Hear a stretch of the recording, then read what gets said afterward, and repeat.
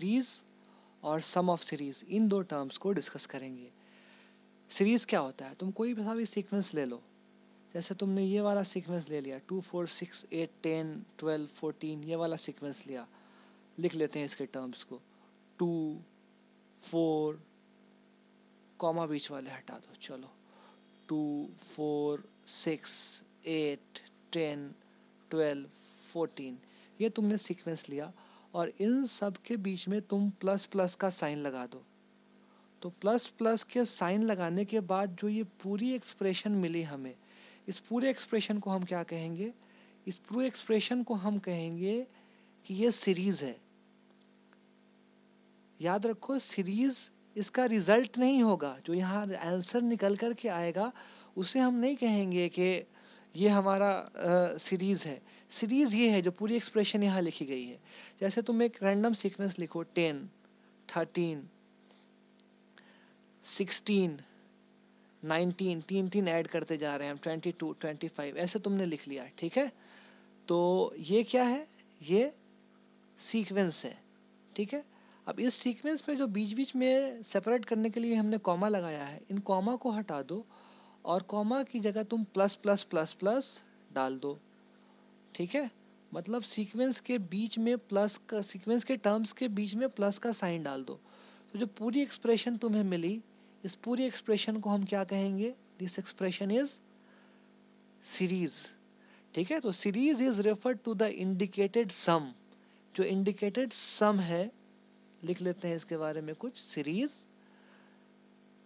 It is referred to the indicated, it is referred to the indicated sum, ठीक है। जो indicated सम है, मतलब जो पूरी एक्सप्रेशन जो यहाँ लिखी गई है, इसे हम सीरीज का नाम दे रहे हैं। और जो रिजल्ट यहाँ पर आएगा निकल के, उसे हम कहेंगे that is sum of series. जैसे एक सीरीज हम लिखते हैं, हमने लिखा 5 9 5 प्लस 9 प्लस 13 प्लस 17, ठीक है। ये हमने लिख लिया सीरीज। क्या ये सीक्वेंस है? नहीं, सीक्वेंस नहीं है। कैसे पता चला? क्योंकि बीच बीच में क्या लगा हुआ है, बीच बीच में प्लस का साइन लगा हुआ है, ठीक है। तो ये सीरीज लिख लिया हमने। अब हमसे पूछा गया कि सम ऑफ सीरीज बोलो भाई, सम ऑफ सीरीज क्या होगा, ठीक है। तो सम ऑफ सीरीज, इनको तुम ऐड कर लो, 17 प्लस 13 30, 30 प्लस 9 39, 39 प्लस 5 44। तो 44 जो इसका आंसर आया, इसको हम कहेंगे कि ये क्या है, this is sum of series. और जो पूरी एक्सप्रेशन है उसको क्या कहेंगे, हम सीरीज कहेंगे।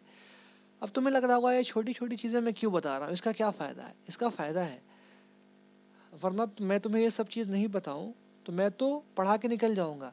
एग्ज़ाम में तुम्हें एक क्वेश्चन दिया गया, तुम्हें कहा गया कि राइट द सीरीज़, तुम सारा कुछ सॉल्व कर लोगे और बीच बीच में कॉमा लगा करके छोड़ दोगे, और क्या कर लोगे, गलत कर लोगे।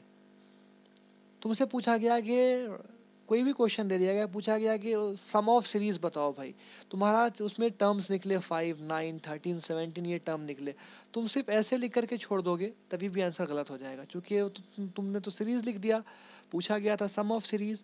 तो क्वेश्चन के अंदर जो पूछा गया है वो नहीं लिखोगे तो तुम्हारे आधे एक नंबर कट सकते हैं। इसीलिए तुम्हें इन टर्म्स के बीच में मैं डिस्टिंग्विश करके बता रहा हूँ कि इनके बीच में क्या फ़र्क है। तो उम्मीद है कि तुम्हें सीक्वेंस, प्रोग्रेशन, सीरीज और सम ऑफ सीरीज में फ़र्क समझ में आ गया होगा। अब चलो देखते हैं कुछ और टर्म्स। ये तो बहुत आसान है, बच्चा भी बता देगा, just for sake of completion इसको भी कर ही लेते हैं। फाइनाइट सीक्वेंस, ऐसा सीक्वेंस जिसमें फाइनाइट नंबर ऑफ टर्म्स हो।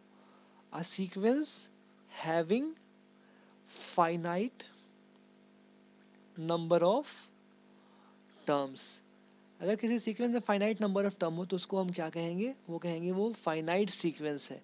जैसे मैंने लिखा 3 7 11 15, ठीक है। इसमें कितने टर्म है, 4। इस 4 अ फाइनाइट नंबर, हाँ 4 फाइनाइट नंबर है। तो जो सीक्वेंस है, ये सीक्वेंस जिसको हम चलो TN से, या इसको हम बोल देते हैं सीक्वेंस 1, चलो सीक्वेंस नंबर 1, ठीक है। ये फाइनाइट सीक्वेंस है।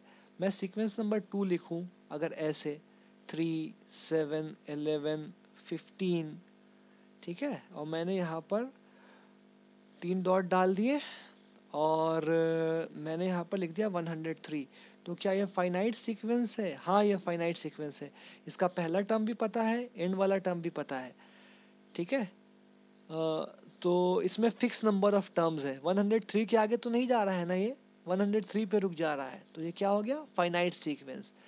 इसके ऑपोजिट अगर हम इनफाइनाइट सीक्वेंस की बात करें, इन फाइनाइट सीक्वेंस, तो जस्ट इसका उल्टा।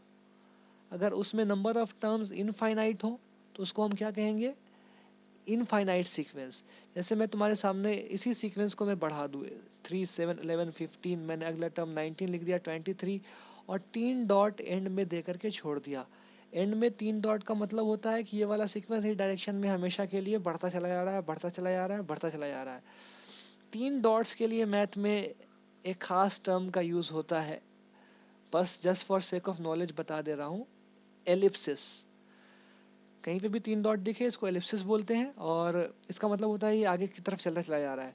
तो चलता चला जा रहा है, तो मैं तुमसे पूछूं कि इसका 100वां टर्म होगा तो कुछ बोलोगे, इसका 1000वां टर्म तो बता दोगे। मैं पूछूं इसका लास्ट टर्म क्या होगा, तो लास्ट टर्म कुछ नहीं होगा, क्योंकि ये तो इस डायरेक्शन में बढ़ता चला जा रहा है, बढ़ता चला जा रहा है। तुम जितना बोलोगे उससे कोई 4 ज़्यादा बोल देगा, है ना भाई? जैसे बचपन में खेल खेलते थे, तुम कहते थे मेरे पास 1 करोड़ है, तो बगल वाला कहता था मेरे पास 10 करोड़ है। तुम कहते थे कि मेरे पास 1 अरब है, वो कहता था मेरे पास 1 महाशंख है। तुम कहते थे तुम्हारे पास जितना है उससे मेरे पास 10 ज़्यादा, और तुम जीत जाते थे। तो वैसे ही इस वाले सीक्वेंस में नंबर ऑफ टर्म्स फिक्स नहीं है, तो इसको हम क्या कहेंगे? Infinite sequence. जैसे मैंने यहाँ पे नेचुरल नंबर के सीक्वेंस को लिख दूँ, 1 2 3 4 5 6 7 8। मैं तुमसे पूछूं कि ये कहाँ तक जा रहा है, तुम कहोगे इन्फिनिटी तक जा रहा है ये। इसका लास्ट टर्म क्या है? कोई भी लास्ट टर्म नहीं है इसका, जो भी बोलो उससे एक बड़ा बोला जा सकता है। तो ये सीक्वेंस क्या हो गए? Infinite sequence. और यही तुमसे पूछ दिया जाए इनफाइनाइट सीरीज बोलो, तो कुछ नहीं, बस इसके बीच में प्लस प्लस लगा देना है, और पूरे एक्सप्रेशन को हम क्या कह देंगे? Infinite series. और तुमसे बोलूँ फाइनाइट सीरीज, तो ये कॉमा हटाओ और सबकी जगह प्लस प्लस तुमने डाल दिया, और जैसे ही तुम प्लस प्लस डाल दोगे तो जो सीरीज हमें मिल जाएगी, ये पूरी एक्सप्रेशन, इसको हम क्या कहेंगे? यह है इनफाइनाइट सीरीज। तो ये थी बेसिक्स। अब हम अगले वीडियोस से अर्थमेटिक प्रोग्रेशन की शुरुआत करेंगे और उसके ऊपर डिस्कशन करेंगे। अगर तुम्हें ये वीडियो पसंद आया तो अपने दोस्तों के साथ भी शेयर करो, ज़रूर करो, सीक्रेट छिपा करके मत रखो, और इसको लाइक करो। नीचे लाइक का बटन है, देखो ना, दिख रहा होगा, और सब्सक्राइब भी करो ताकि आगे से तुम्हें नोटिफिकेशंस मिलते रहें। Thank you so much for watching.